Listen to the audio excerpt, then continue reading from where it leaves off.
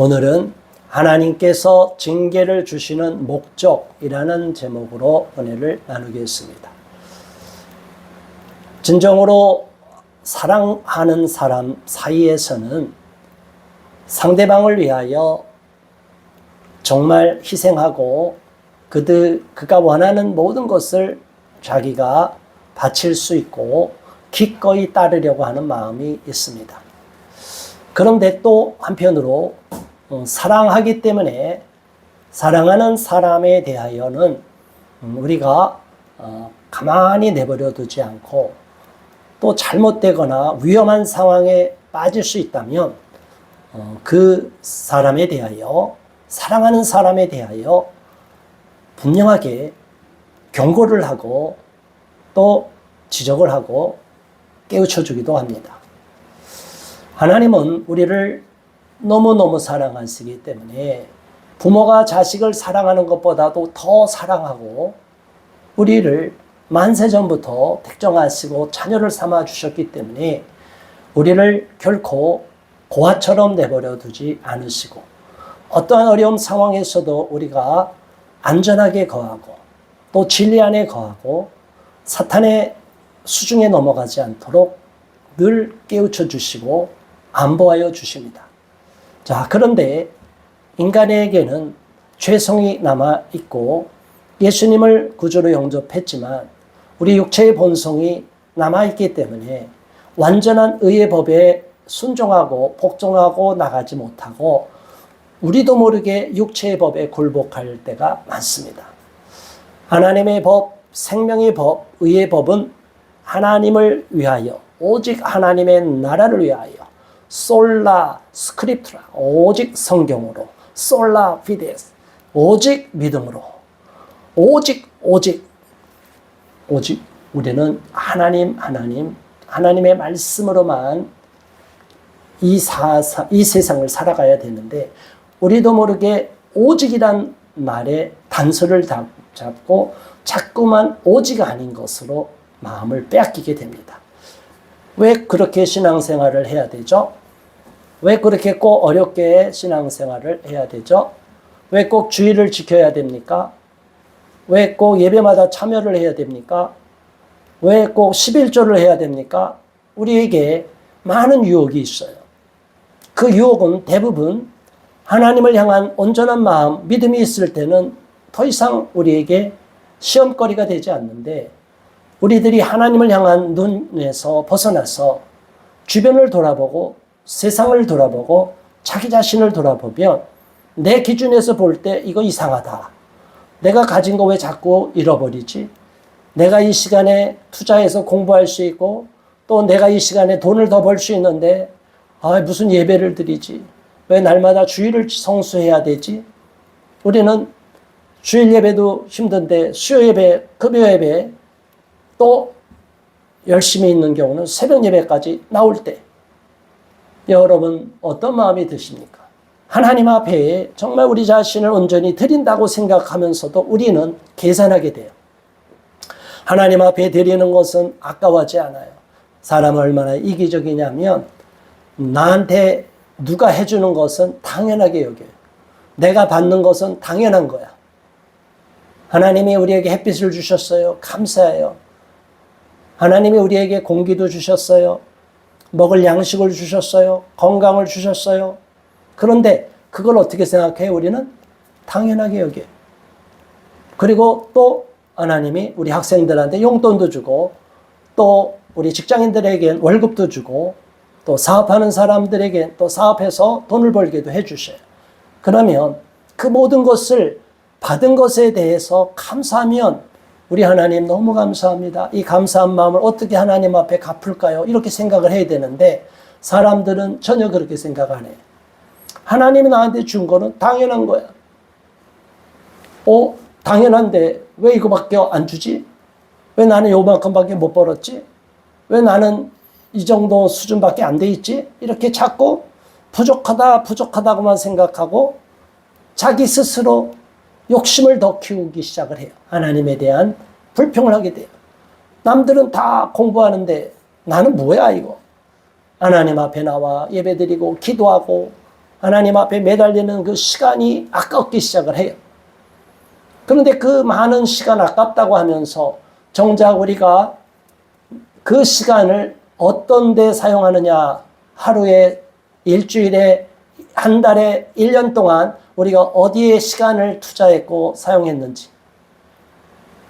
컴퓨터를 사용하면 컴퓨터 모든 기록이 남아요. 그런데 컴퓨터 외에, 핸드폰 외에도 우리가 하루 24시간 어떻게 투자했는지를 다 보면 그 시간이 정말로 유익한 시간, 정말로 가치 있는 시간으로만 우리가 보냈냐 하면 그렇지 않다는 거예요.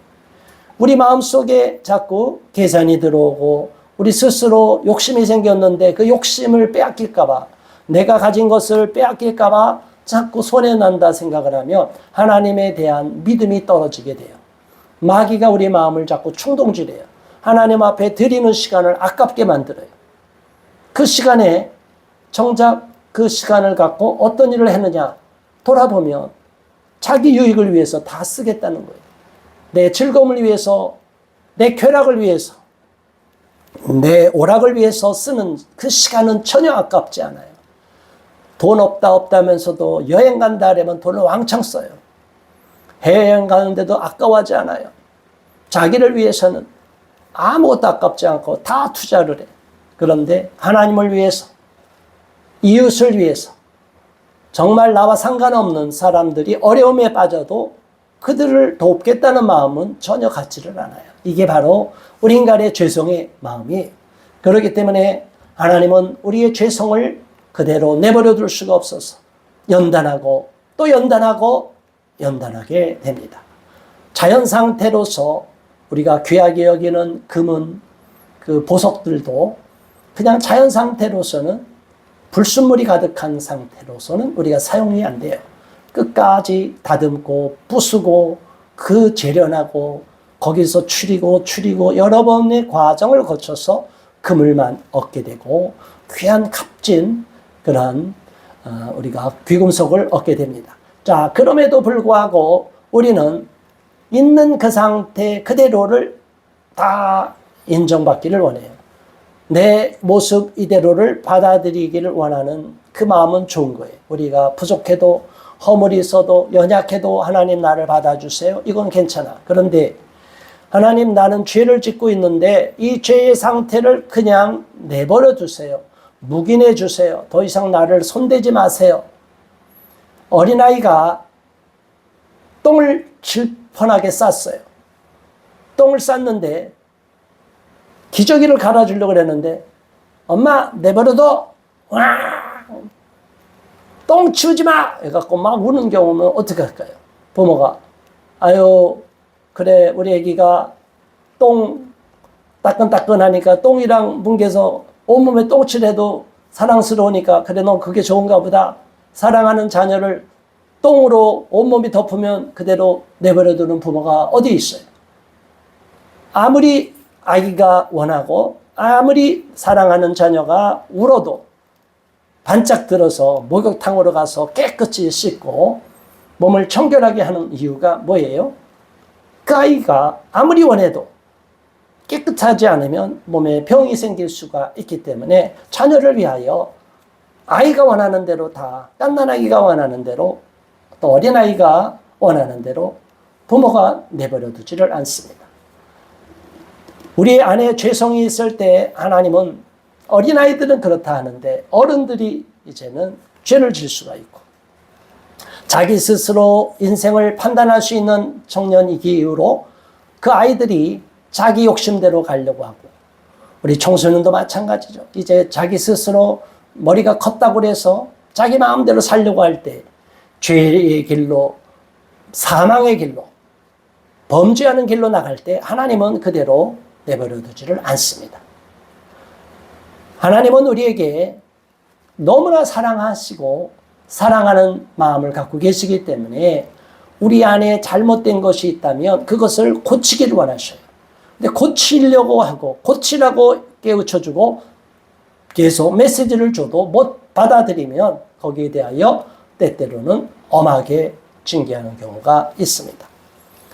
오늘 히브리서 11장 지난 시간에 이어서 오늘 12장으로 넘어와서는 하나님이 우리 믿음으로 오직 믿음의 영웅들로 보문을 받으라고 하면서도 우리가 믿음으로 살면서도 또 한편으로는 우리에게 하나님이 고쳐야 될 부분이 있는데 그게 바로 우리 안에 내면의 허물과 죄들 그리고 잘못된 습성들이 남아있기 때문에 그걸 깨우쳐 주길 원하시는 취지로 12장의 말씀을 주시는 겁니다.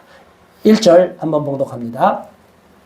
이러므로 우리에게 구름같이 둘러싼 허다한 증인들이 있으니 모든 무거운 것과 얽매이기 쉬운 죄를 벗어버리고 인내로서 우리 앞에 당한 경주를 하며 무거운 것, 얽매이기 쉬운 죄를 벗어버리라. 우리에게 허다한 증인이 있다. 우리 눈에는 보이지 않지만 하늘나라에서도 우리를 내려다보는 천사들이 있고 또 나중에 하나님 나라에 가면 수많은 증인들 앞에서 우리가 살아온 그 모든 이력들이 공개될 것이에요.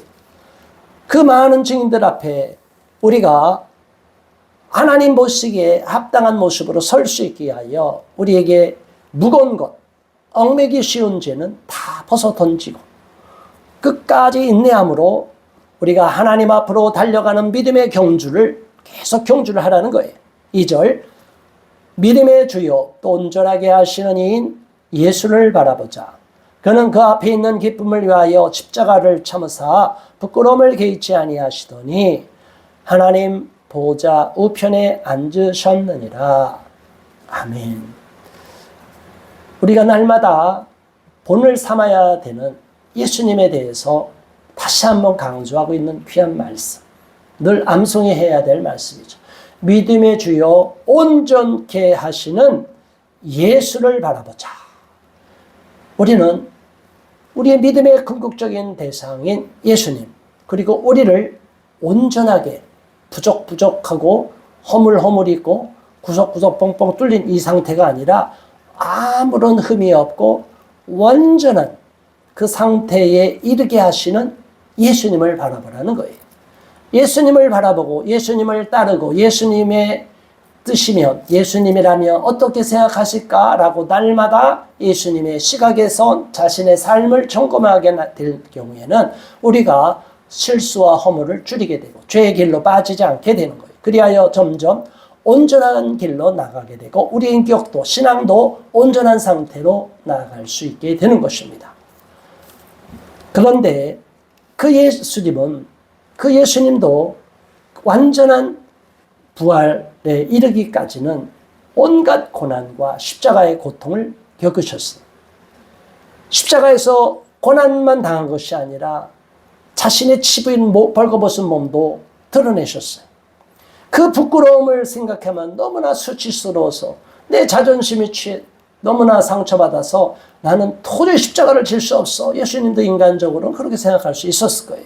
그러나 예수님께서는 어떤 고난이든 부끄러움이든 개의치 않으시고 십자가를 지러 골고다로 가셨고 그로 인하여 우리에게 구원의 길을 열어주신 거예요.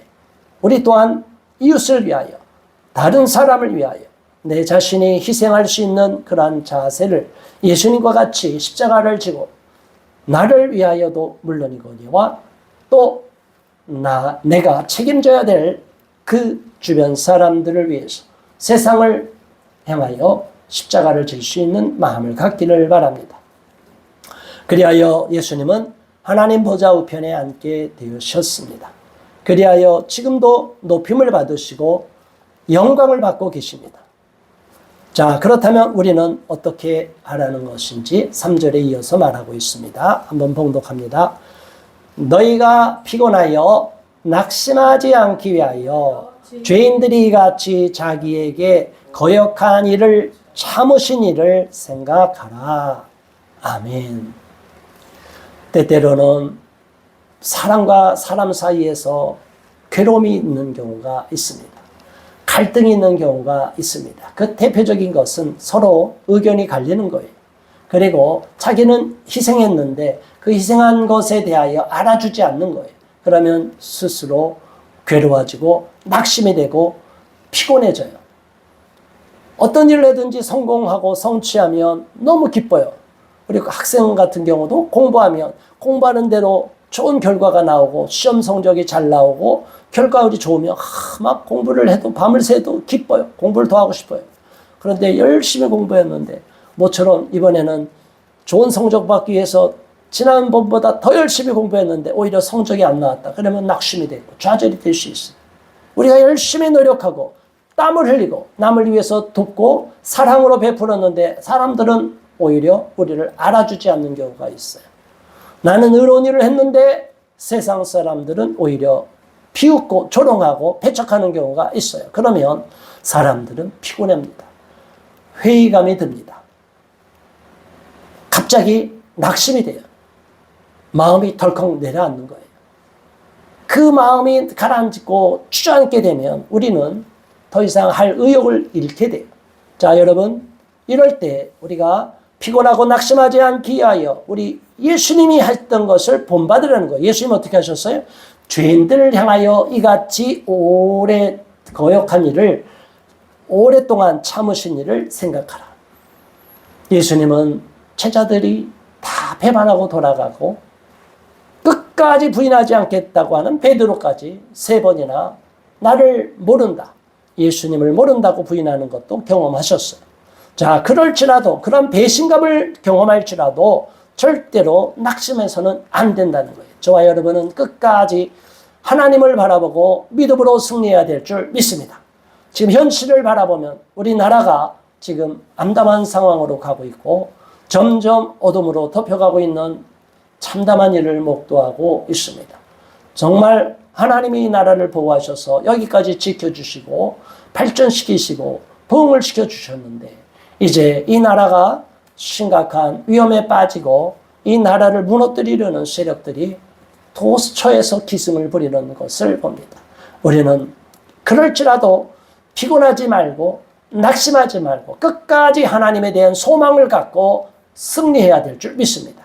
하나님께 기도해야 되고 끝까지 우리의 역할을 감당해야 될 줄 믿습니다. 4절에 이어서 5절에 이렇게 말합니다.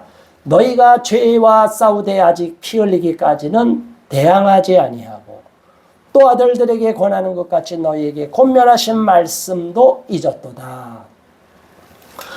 우리가 싸우는데 어디까지 싸우느냐? 죄와 싸우는데 피 흘리기까지 대항하지 않았다. 죄를 끊기 위하여 피를 흘리는 것처럼 처절하게 싸우라는 거예요. 이 나라 의를 위하여, 공의를 위하여, 우리가 만일 공의를 위하여 싸우고 열심히 헌신하려고 마음을 먹었다면 피를 흘리는 마음까지도 가져야 된다는 것을 말하고 있습니다. 죄악의 세력과 죄의 유혹과 피 흘리기까지 싸우는 처절한 투쟁을 해야 된다는 거예요. 영적으로도 그러고 현실적으로도 그러고 우리 내면으로서도 의지적으로도 치열하게 피를 흘리는 분투를 해야 된다는 것을 말하고 있는 것입니다. 자, 우리가 죄의 유혹에 빠질 때 죄의 유혹이 너무 달콤해서 눈을 한번 딱 감으면 죄와 타협하게 되고 죄를 지면 죄의 종이 되는 거예요. 뭐가 된다고요? 죄의 종이 돼요. 우리가 죄를 짓는 순간 죄의 종이 돼요. 죄에게 지면 죄의 종이 돼요.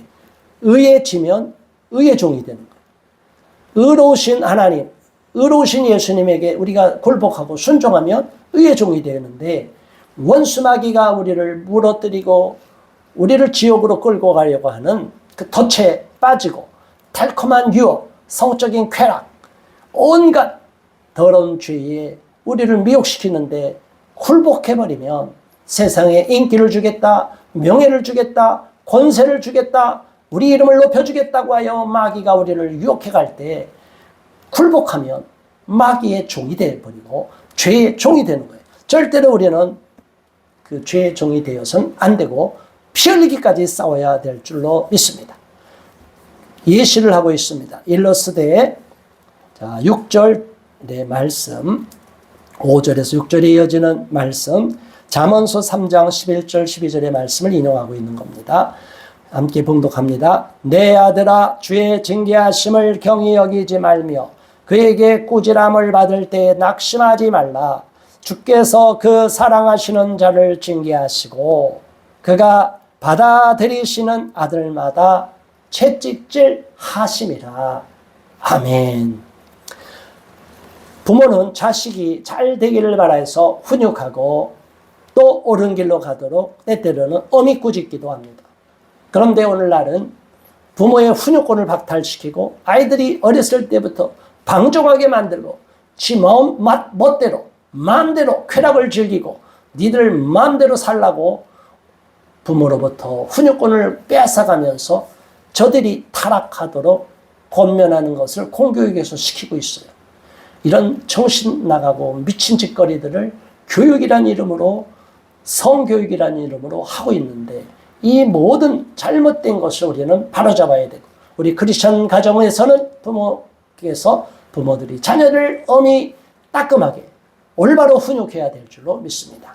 그렇다고 무조건 폭력을 쓰라는 것이 아니고 엄히 꾸짖고 깨우쳐줘야 돼.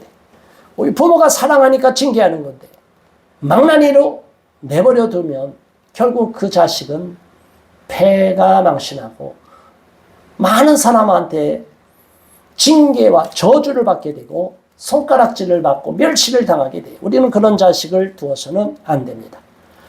꾸지람을 줘야 될 때는 엄히 꾸짖어야 돼요. 잘못한 것은 꾸짖어야 돼요. 그런데 부모들이 자식을 사랑한다고 하여 마음 놓고 내버려 두는 부모들이 있어요. 애들이 원하는 대로 어린아이 때부터 떼쓰고 무례하게 하고 공중도덕을 잃어버려도 내 자식이니까 아무도 손 못 대게 만드는 이런 어리석은 부모들이 있습니다. 그것은 자식을 올바로 훈육하는 것이 아니라 자식을 망치고 자식을 오히려 인생을 실패의 인생으로 몰아가는 것입니다. 우리는 절대로 그러한 어리석은 부모가 되어서는 안 됩니다. 오히려 부모가 우리를 깨우치고 꾸짖으면 아이들은 어렸을 때부터 부모가 나를 사랑하는구나. 이러면 안 되겠구나. 엄마 아빠한테 혼을 하겠구나. 이렇게 올바로 교육받은 아이들은 앞으로 본인이 성장이 되고 성인이 되어서도 이렇게 살아서는 안 되는구나 하고 자기 자신이 스스로 규율을 갖게 됩니다. 이런 것을 어렸을 때부터 가르쳐 주는 것이 올바른 부모의 도리입니다. 자녀들은 또한 그것을 실망하고 엄마 아빠가 나를 미워해서 이렇게 야단을 치냐? 나는 버린 자식인데 어떻게 주워온 자식인가? 이렇게 생각하는 어리석은 자녀가 없어야 될 것입니다. 우리가 하나님으로부터 징계를 받는다고 해도 왜 하나님 나만 징계하십니까? 왜 옆에 사람들은 저렇게 복을 주시고 저렇게 행복하게 사는 것 같은데 하나님 왜 나만 이렇게 고난을 주시고 왜 나만 가난하게 만드시고 왜 나만 이렇게 못생기게 세상에 태어나게 하시고 왜 나만 이렇게 힘든 가정에서 태어나서 어렵게 살아가게 하십니까? 하나님 원망합니다. 이렇게 하면 우리의 인생은 점점 어두워지게 됩니다. 우리는 그러한 낙심하는 마음, 오히려 하나님으로부터 징계를 받거나 하나님으로부터 충분한 사랑을 받지 못했다고 하여 실망하거나 스스로를 자괴감에 빠져서는 안 되고 비교의식에 젖어서도 안 될 줄로 압니다. 하나님께서는 오히려 사랑하는 자녀이기 때문에 때때로 훈육하고 꾸짖고 채찍질도 하고 어려움에 빠지고 고난도 겪게 하신다는 거예요. 그게 바로 하나님의 사랑이라고 여기시길 바라는 거예요. 그런데 하나님 우리를 사랑한다 말은 했는데 왜 사랑이 그거밖에 안 돼요? 하나님의 생각은 우리의 생각과 길보다 높은데 자꾸 자기 기준에서 왜 하나님 내 기준에 맞춰서 나를 이렇게 사랑하지 않고 왜 하나님 마음대로 나를 마음대로 이렇게 어려움에 빠뜨리는 것입니까? 라고 불평하기 시작하면 시험에 들게 되는 것입니다. 절대로 그렇게 생각하지 마시기 바랍니다. 7절 너희가 참음은 징계를 받기 위함이라 하나님의 아들과 같이 너희를 대우하시나니 어찌 아버지가 징계하지 않는 아들이 있으리요. 8절 징계는 다 받는 것이거늘 너희에게 없으면 사생자요 친아들이 아니니라. 정말로 사랑하는 부모는 육신의 부모라 하더라도 자기 자식을 아끼고 사랑하기 때문에 잘못된 행동, 잘못된 길로 가면 야단도 치고 꾸짖고 책망도 합니다. 그런데 우리가 그 부모의 사랑을 팽개치고 부모를 거역하는 그런 마음이 생기기 시작하면 부모가 잔소리한다고 생각하고 부모가 원망하고 나를 괴롭힌다고 생각해요. 그러면 부모에 대해서 불평이 생기고 원망이 생길 수가 있는 거예요. 마찬가지로 우리가 하나님을 향해서도 마찬가지. 하나님이 우리를 사랑해서 징계하시고 때때로 고난도 주시고 어려움도 주시는데 우리는 하나님이 나를 미워해서 나는 외면해서 나는 팽개쳐서 이런 고통을 주시고 이렇게 남들이 겪지 않는 시련과 고난을 겪게 되게 되는가 보다. 왜 나만 징계하시나? 저 누구는 저렇게 범죄해도 떵떵거리고 잘 사는데 나는 왜 요만큼만 실수하고 잘못하면 왜 하나님이 나는 계속 지적하고 사람들 앞에 망신당하게 하고 왜 나는 자꾸 안 되게 만드나? 이렇게 원망이 될 수가 있어요. 그러나 그런 생각은 마귀가 우리를 흔들어 놓기 때문에 시험에 든 거예요. 절대로 넘어가지 마시기 바랍니다.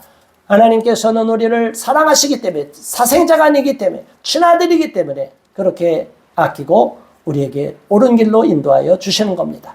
그 말씀을 이어서 9절 계속합니다. 9절 10절 또 우리 육신의 아버지가 우리를 징계하여도 공경하였거늘 하물며 모든 영의 아버지께 더욱 복종하며 살려하지 않겠느냐.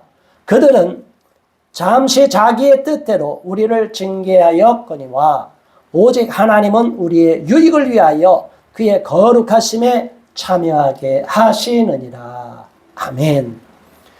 우리 육신의 아버지께서도 육신의 부모도 우리를 징계하는데 우리가 순종하고 우리의 유익을 위해서 그렇게 하는데 우리 공경해야 되는데 왜 영의 아버지 우리의 모든 것을 다 영육을 다 온전하게 하시고 복을 주시려고 하는 하나님께서 우리에게 잠시 시련을 주고 고난을 주시는데 왜 우리가 불평하느냐? 그 징계를 달게 여겨야 된다는 것을 말하고 있는 것입니다.